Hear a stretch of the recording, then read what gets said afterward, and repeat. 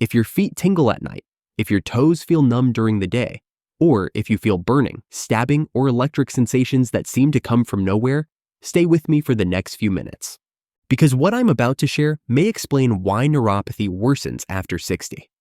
And more importantly, how the right movements can help calm irritated nerves and protect them from further damage. This is not about medication. This is not about masking pain. This is about using movement to support nerve health while you still can. Let me make you a clear promise right now. By the end of this video, you'll understand why many seniors unknowingly make their neuropathy worse every single day, why walking alone is often not enough, and the one simple exercise specialists consistently emphasize for improving circulation to damaged nerves. Before we begin, let me ask you one important question. Have you experienced tingling, numbness, burning, or loss of sensation in your feet or hands? And were you ever told that exercise wouldn't really help nerve damage? Write your answer in the comments, because awareness is the first step. Once nerve damage progresses too far, options become limited. And here's something most people never hear. Neuropathy does not usually appear suddenly. It develops quietly, often over years. And during that time, nerves are slowly being deprived of oxygen, nutrients, and consistent blood flow. Movement matters because nerves are living tissue. They depend on circulation. When muscles stop doing their job, nerves suffer. That's why today we're breaking down 5 simple exercises, ranked from helpful to most important, that support circulation, reduce nerve irritation, and protect balance after 60. And exercise number 5 is the one almost everyone skips, even though it makes the biggest difference. Stay with me because we're starting with number 1. Number 1, calf raises. This is the exercise most people underestimate. It looks simple, feels basic, and because of that, it is often skipped. But when it comes to circulation in the lower legs after 60, nothing matters more than the calf muscle pump. Your calf muscles act like a second heart. Every time they contract, they squeeze the deep veins in your legs and push blood upward, against gravity, back toward the heart. When this pump weakens, blood begins to pool in the lower legs. Pressure builds inside the veins, valves strain, swelling increases, and circulation to surrounding tissues declines. Over time, this creates the perfect conditions for varicose veins to worsen. Calf raises directly restore this pump. When performed correctly and consistently, they reduce venous pressure, improve blood return, and take stress off weakened vein valves. Many people notice less leg heaviness, reduced ankle swelling, and less aching by evening once this movement becomes part of their daily routine.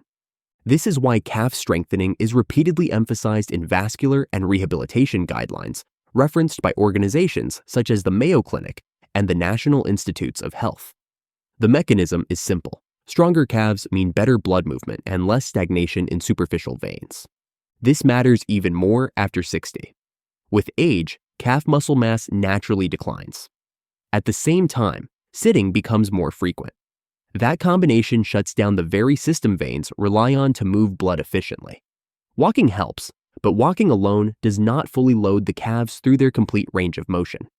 Calf raises do. To perform calf raises safely, stand behind a chair or near a wall for balance. Keep your feet hip-width apart. Slowly rise onto the balls of your feet, lifting your heels as high as comfortable. Pause briefly at the top, then lower your heels slowly and under control. That slow lowering phase is especially important because it increases muscle engagement and improves blood movement more effectively than quick repetitions. Begin with 10 repetitions and rest. Over time, build up to 2 or 3 sets as tolerated. If standing is difficult, seated calf raises are still effective. Sit with your feet flat on the floor and lift your heels while keeping your toes down. The calf pump still activates. Research highlighted by Harvard Medical School shows that even low-intensity calf activation improves venous return and reduces lower leg pooling in older adults. Consistency matters more than intensity. This is not about fatigue or strain. It is about restoring daily circulation. If you could only keep one lower leg exercise after 60, this would be it. Without a functioning calf pump, no amount of walking or resting can fully protect your legs. Number 2, ankle rotations. Ankle rotations look almost too gentle to matter. That's why many people dismiss them. But for circulation after 60, especially when veins are already under pressure, this movement plays a critical supporting role. The ankle is one of the most important junctions in the lower leg. Multiple veins pass through this narrow area, and when the joint becomes stiff or inactive, blood flow slows dramatically. That slowdown increases pooling in the feet and lower calves, which raises pressure in already weakened veins. Ankle rotations work by restoring mobility and rhythm to this area. As the joint moves through controlled circles, surrounding muscles contract and relax in sequence. This creates a subtle pumping effect that keeps blood moving upward instead of settling downward. For people who sit frequently or feel swelling build throughout the day, this movement can make a noticeable difference. This is why ankle mobility exercises are commonly recommended in circulation and venous health guidance, referenced by institutions such as the National Institutes of Health and the Mayo Clinic. The goal is not strength here, it's flow. After 60, ankle stiffness becomes common. Reduced activity, previous injuries, arthritis, and long periods of sitting all limit joint movement. When the ankle stops moving well, the lower leg loses one of its natural circulation regulators. Blood spends more time trapped below the knee, increasing swelling and vein distension. Ankle rotations are especially valuable because they can be done almost anywhere. Sitting in a chair, lying in bed, or resting on a couch, the movement still works. That makes it ideal for people who cannot stand for long periods or who experience discomfort with weight-bearing exercises. To perform ankle rotations, sit or lie comfortably with one leg extended. Slowly rotate your foot in a circular motion, making the circle as smooth and controlled as possible. Move clockwise for 10 to 15 rotations, then switch directions. Avoid forcing the movement. The range should be comfortable and steady, not aggressive. As you rotate, focus on keeping the motion slow. Speed reduces effectiveness. Slow rotations allow muscles and veins to respond fully, improving circulation through the lower leg. Repeat on the other side. Research summarized by Harvard Medical School notes that even low-load ankle movements can significantly reduce lower limb blood pooling in older adults, particularly when done multiple times per day. This exercise works best when used frequently rather than intensely. A few minutes in the morning, midday, and evening can help prevent fluid buildup and stiffness before it becomes severe. Ankle rotations do not replace calf strengthening. Instead, they prepare the system. They keep pathways open so blood can move efficiently once stronger muscle contractions occur. That's why this exercise earns its place near the top of the countdown. It quietly supports everything else that follows. Number 3. Leg lifts and bicycle legs. This is the first exercise on the list that takes gravity out of the equation, and that alone makes it powerful after 60. When your legs are elevated, blood no longer has to fight its way upward. Pressure inside the veins drops immediately, and circulation improves with far less effort. Leg lifts and bicycle legs work by combining elevation with gentle muscle activation. Instead of relying only on the calves, these movements engage the thighs, hips, and lower core. That wider muscle involvement helps move blood through deeper venous pathways that are often underused in older adults. This matters because varicose vein symptoms are rarely caused by one weak area alone. They develop when multiple circulation systems slow down at the same time. Elevation relieves pressure. Muscle movement restores flow. Together, they create a circulation reset that many people feel almost immediately. Clinical guidance on venous health frequently emphasizes leg elevation, combined with light movement, a strategy supported by research cited through the National Institutes of Health. The goal is simple: reduce pooling, lower pressure, and help blood return to the heart more efficiently. To perform basic leg lifts, lie flat on your back on a firm surface. Keep one leg bent for support, and slowly lift the other leg a few inches off the ground. Hold briefly, then lower it under control. The movement should be slow and steady, not forced. Switch legs and repeat. Bicycle legs add another layer. While lying on your back, lift both legs slightly and gently mimic a slow pedaling motion. This alternating movement activates multiple muscle groups while keeping veins decompressed due to elevation. The motion does not need to be large. Small controlled circles are enough. What makes this exercise especially useful after 60 is its low joint stress. There is no weight bearing, no impact, and no balance demand. That makes it accessible even for people with knee pain, back stiffness, or limited mobility. Yet circulation still improves.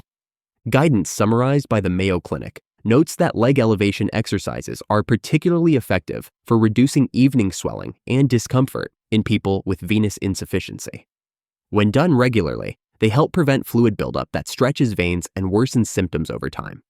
Start with 1 to 2 minutes of movement and gradually build up to 5 minutes as tolerated. Rest as needed. Breathing should remain relaxed. If you feel strain in the lower back, reduce the range or bend the knees slightly. Research discussed by Harvard Medical School also highlights that combining elevation with gentle muscle activation improves venous return more effectively than elevation alone. This exercise does not replace walking or calf work. It complements them. It gives your veins a break from gravity while still encouraging circulation. That's why it sits at number 3. It quietly reduces pressure, supports recovery, and prepares your legs for the exercises that matter most. Number 4. Swimming or water walking. This is the exercise many seniors overlook simply because it feels too gentle. But for circulation and vein support after 60, water-based movement offers something land exercises cannot. Water changes how gravity affects your body. When you are submerged, water pressure naturally compresses the legs. That external pressure helps push blood upward, reducing pooling in the lower limbs almost immediately. At the same time, movement in water activates muscles without joint strain, allowing circulation to improve without overloading weakened veins. Swimming and water walking combine resistance and support in a way that is especially beneficial for aging legs.